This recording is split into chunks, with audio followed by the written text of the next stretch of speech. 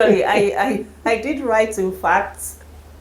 So I'll consider myself a pragmatic, lazy person. Now, lazy in the sense that I do not like to do things that would exert so much effort on me. I like to do things that I genuinely just flow with. And so when I started to write, I wanted to write. It was also because I wanted to make impact. I wanted my stories to touch people, find a way to touch people, and I felt that that was true writing. And so I started writing, but the amount of physical exertion that I felt writing, I said, no, this is not sustainable. If I would do this as a career, this would stress me. And so I started thinking, so what is the easiest thing that I could do? What came to me naturally? And then I remember in the kitchen, I was in the kitchen and I was like, yes, this is it.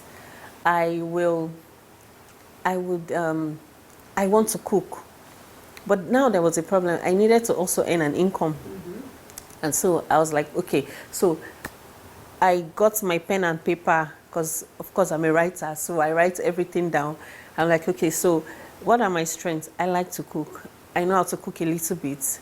So I also found that the level of knowledge that I had at that time as a home cook would not be enough, would not be adequate, to be able to translate that into a skill and earn an income. So I said, okay, so that means that I will have to go to a culinary school.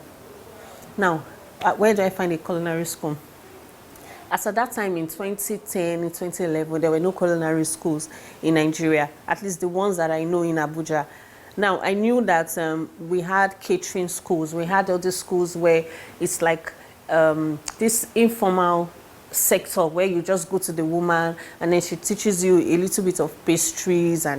But I knew that there had to be something more. If we were going to take it to that international standard that I watch on Food Network, my knowledge base could not come from that.